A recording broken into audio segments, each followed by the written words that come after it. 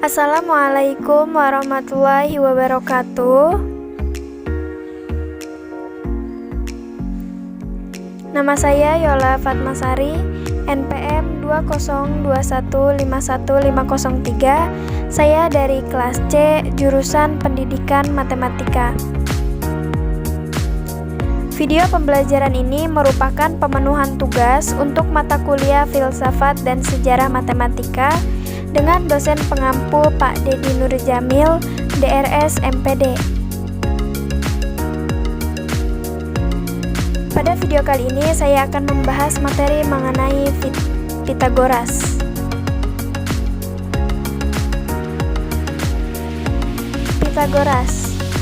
Teorema Pythagoras merupakan sebuah aturan matematika yang bisa dipakai dalam menentukan panjang salah satu sisi dari suatu segitiga, siku-siku.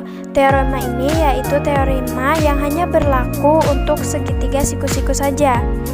Maka dari itu, tidak dapat digunakan untuk menentukan sisi dari sebuah segitiga yang lain dan tidak berbentuk siku-siku. Karakteristik suatu segitiga. Apabila kuadrat sisi miring sama dengan jumlah kuadrat sisi yang lain, maka segitiga tersebut merupakan segitiga siku-siku. Apabila kuadrat sisi miring kurang dari jumlah kuadrat sisi yang lain, maka segitiga tersebut merupakan segitiga lancip. Apabila kuadrat sisi miring lebih dari jumlah kuadrat sisi lainnya, maka segitiga tersebut merupakan segitiga tumpul.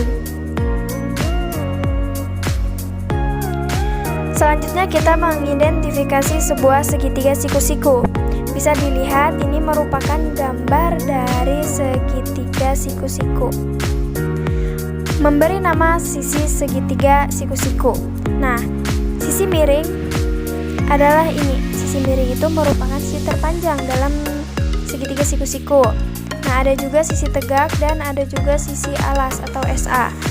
Apabila kalian memperhatikan gambar di atas, maka dapat kalian jumpai 3 buah sisi yang telah kami beri nama pada setiap sisinya.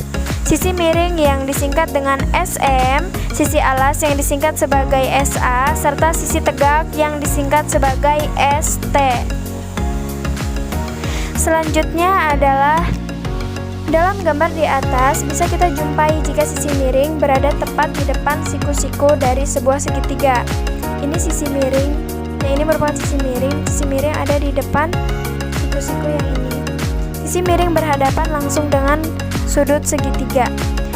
Siku-siku pada umumnya digambarkan dengan sebuah kotak kecil di dalamnya, seperti pada gambar yang ditunjukkan panah hitam atau yang saya bulati. Sisi miring tersebut berhadapan langsung dengan sudut siku-siku dari segitiga di atas. Untuk sisi alas dan juga sisi tegaknya sebenarnya tidak terlalu bermasalah jika kalian keliru dalam mengidentifikasinya. Biasanya sisi tegak dan sisi alasnya itu berada di samping dari sudutnya itu. Selanjutnya, mengapa kalian butuh untuk memperhatikan dan memahami bentuk sebuah segitiga siku-siku? Jawabannya karena agar jika kalian menjumpai segitiga siku-sikunya dibalik atau dirubah posisinya, itu tidak akan mengalami kesulitan. Sebagai contoh, perhatikan baik-baik gambar di bawah ini ya. Segitiga siku-sikunya itu dibalik, tetapi kita bisa menentukan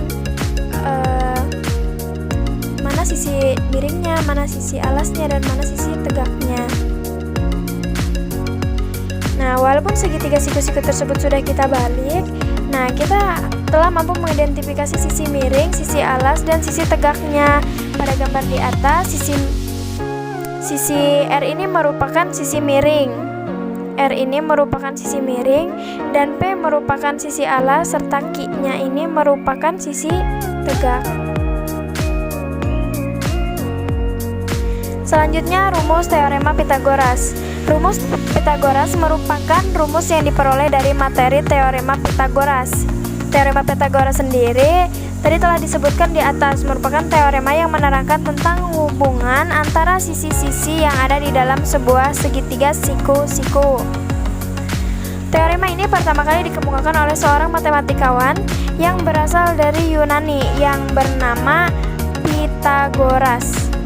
Adapun bunyi dan dalil teorema Pitagoras yaitu pada suatu segitiga, siku-siku kuadrat dari sisi terpanjang yaitu sama dengan hasil jumlah dari kuadrat sisi-sisi pengikutnya atau sisi alas dan sisi tegak. Dari teorema tersebut bisa kita bikin suatu rumus yang bisa kita gambarkan seperti di bawah ini. Nah, sebagai contoh diketahui sebuah segitiga dengan siku-siku di B. Apabila panjang sisi miring disebut hipotenusa yaitu C serta panjang sisi-sisi pengikutnya yaitu sisi lain, sisi miring atau A dan B.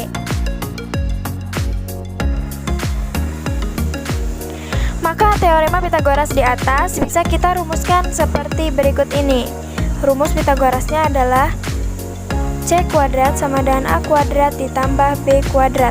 Keterangannya C merupakan sisi miring, A merupakan tinggi, dan B merupakan alasnya. Kegunaan dalil teorema Pitagoras. Selain dimanfaatkan dalam menentukan panjang salah satu sisi segitiga dan tidak diketahui, dalil atau bunyi dari Pitagoras ini juga bisa dipakai dalam beberapa perhitungan. Di antaranya yaitu 1. Bisa digunakan untuk menentukan panjang diagonal persegi.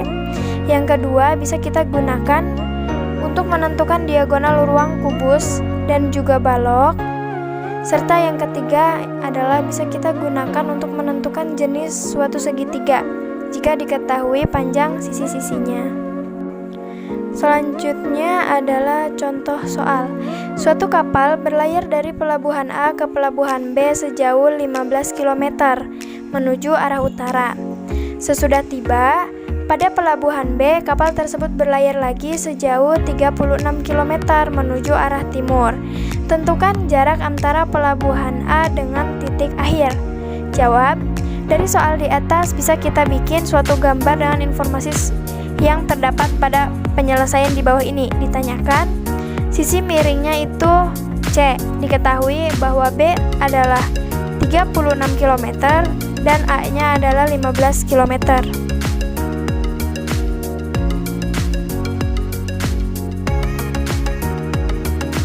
Sehingga jarak pelabuhan A ke titik akhir yaitu C kuadrat sama dengan 15 kuadrat ditambah 36 kuadrat.